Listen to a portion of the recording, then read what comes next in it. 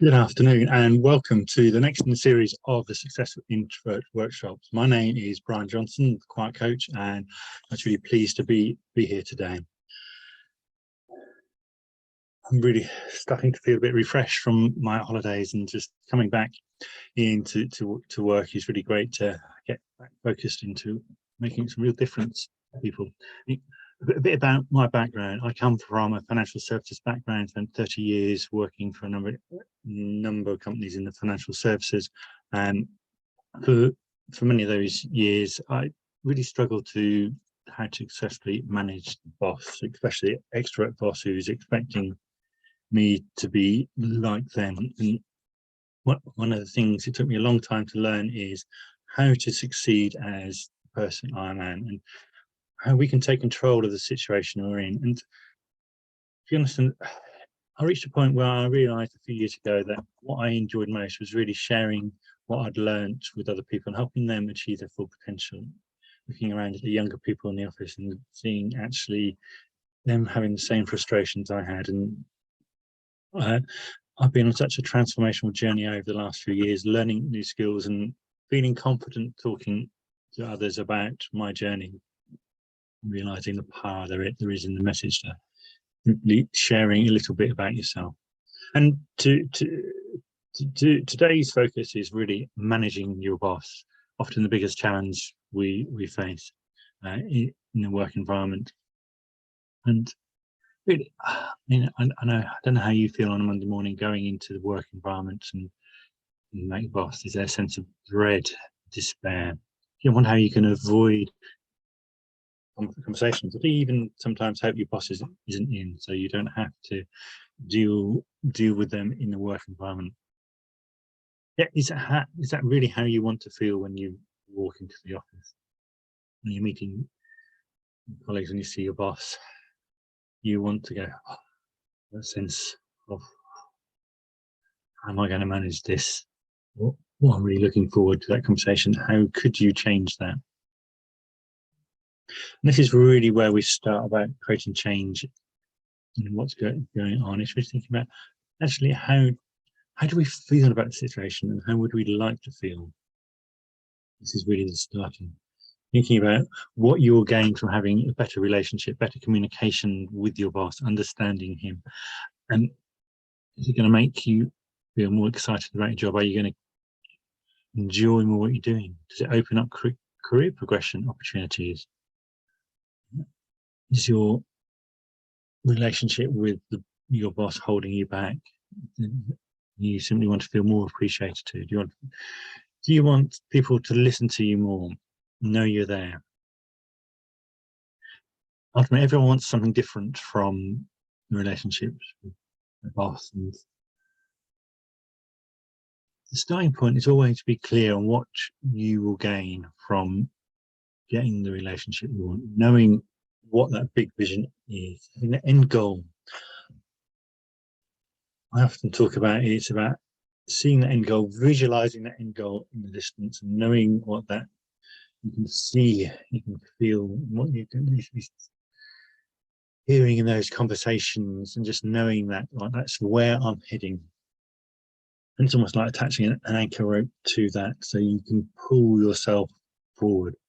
Because unless you're clear on where you want to go, know what difference it is, you see what is going to motivate you to change, what difference it's going to make, chances are you're never really going to get there. So it's really worth spending a few minutes just thinking about what you're going to gain from better communication with your boss.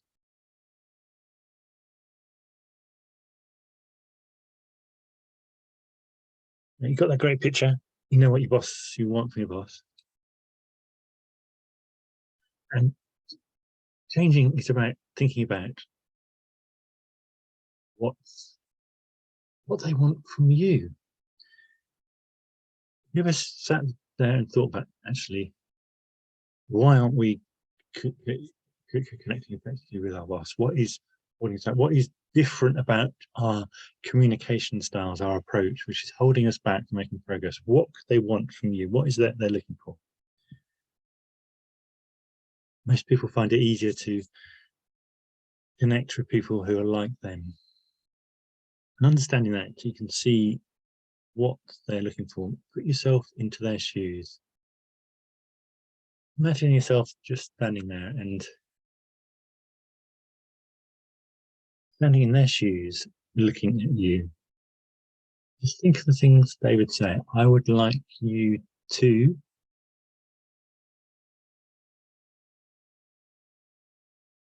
communicate more. Tell me what's going on. Acknowledge my existence. Give me something to go on. And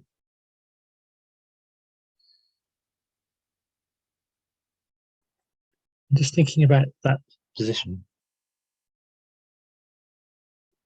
what you think your boss is thinking. They see you, okay, oh, I've got to deal with Brian again today. But what could there be different? I wish he would do this.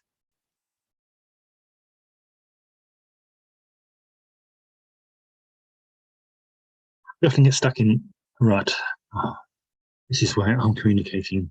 He doesn't understand me. They don't understand me. She doesn't understand me. What we need to do is look at the big picture. And this is really looking at that image. So you've got yourself, your boss, and you're looking, if a third person was standing there, looking at how you're communicating, how you're interacting with each other, what would they say? What would they see? What would they be hearing? What would they know?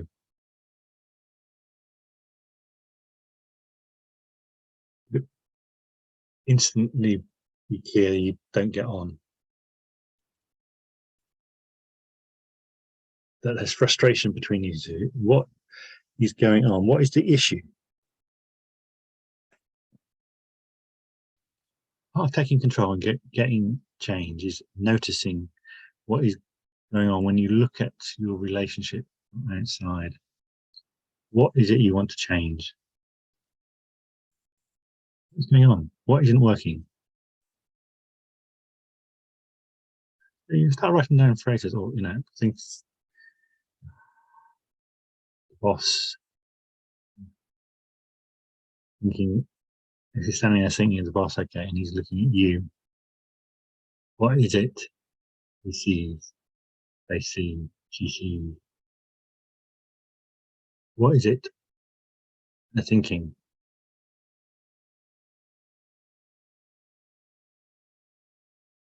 I think Brian is quiet. I think Brian doesn't tell me what's going on. Brian's unhappy because they are the things that they are seeing, experiencing, dealing with us. If a third person was to look in, what would they see? They seem to try and avoid each other. They just don't communicate in the same language. That's really about noticing what you learn. Notice, I mean, what have you suddenly realised is going on? And then think about what you could change to interact together. Don't blame the other party for a relationship which isn't working. You choose how you interact with your boss. You choose to use your energy, your time, your enthusiasm in a way. Notice what other successful people do. What can you emulate? What can you do slightly differently? Really think about 5 things you could do right now. What happens when you see your boss? Start the day, lunchtime, coffee breaks, going home. What is going on?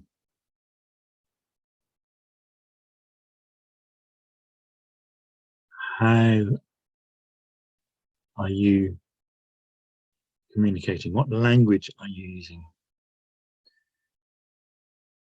Notice noticing someone's style of language is quite a big subject. Notice someone's style of language, words they use a lot.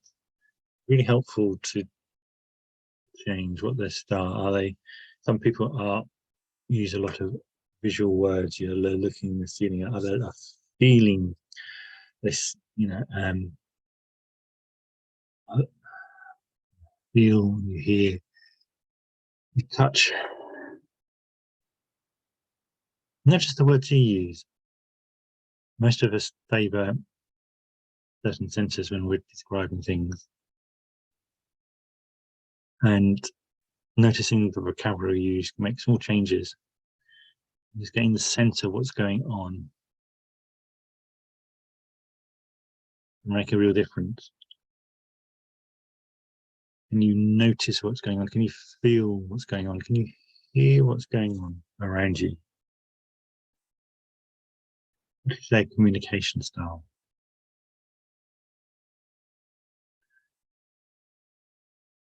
Because once you've got ideas, you can think, actually, what small step can I make to do different?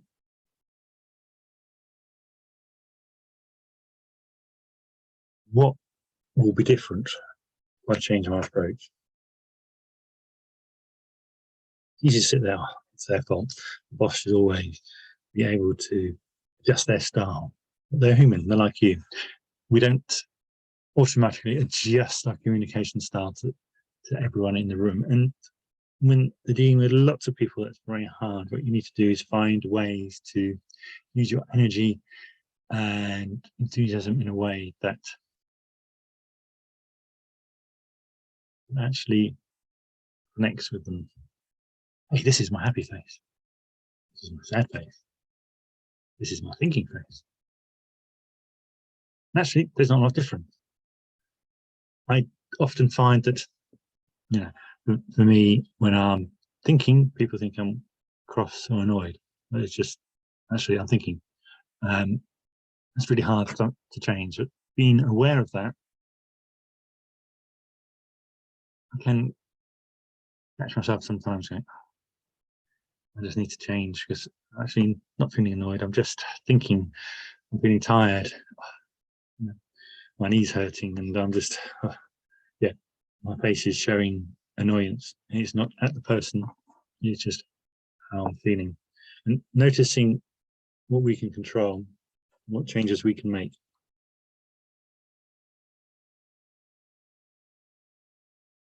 Simple change can just be how you talk to the person first thing in the morning.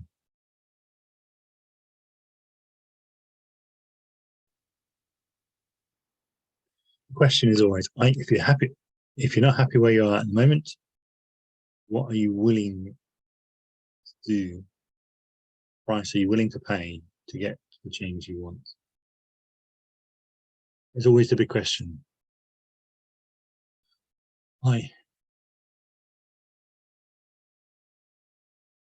It's something I struggled with, understanding other people, and knowing our strengths and weaknesses is important to really focus on. Actually, what can we do? What can we do different? How can we take that forward?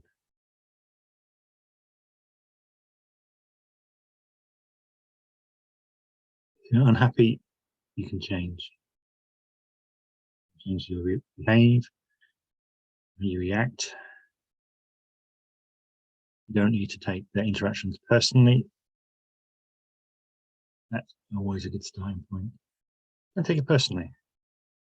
That's who they are. That's how they interact with people.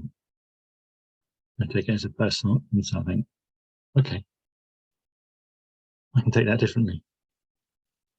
Doesn't matter how they meant it. You can choose how someone's comments, interactions with you affect you.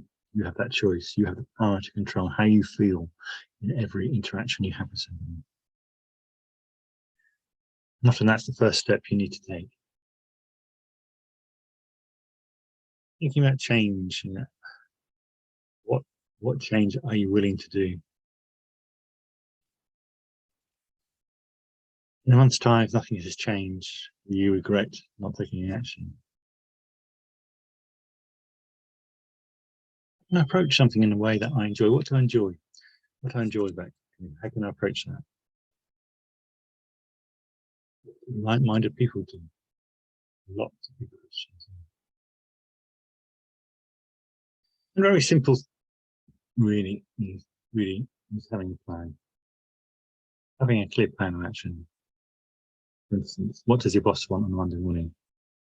How can you meet his or her needs on your terms? How can you change? Who else is involved? How can you have a three-way conversation which is less stressful from both parties?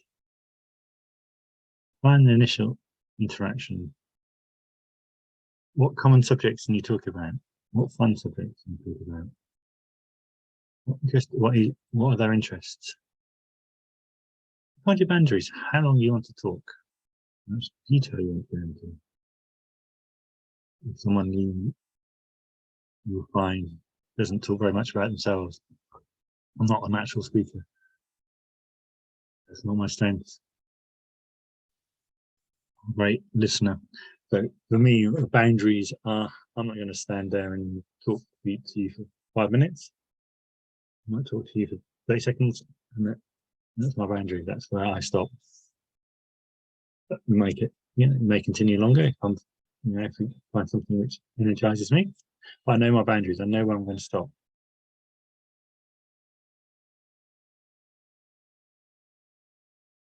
And know when you start feeling uncomfortable. Take control. Conversation starting to feel uncomfortable, end it. 101 instances. I'm just going to get coffee or what I call in 5 minutes. I just need to do that. 1,001 reasons out there you can break off the conversation in the environment. There is stuff that always needs to be done, and break it off. You take control. You take ownership of your interaction. They'll have a sense of relief that actually it's over. That you will have taken control. You will be changing the relationship. You will be moving it forward, which is the important thing. There's so much more we can cover. What I've learned for myself over the last few years is talking more than 20 minutes at a time and really sort of sees my energy level drop. And so 20 minutes chat is probably where my limit sits. And then I need to go and recharge. Whatever recharge looks like today. Walk around the block, just get outside, fresh air, recharge. Yeah, drink, and on to the next. Just, what have you learned? Just jot down 3 things you've learned.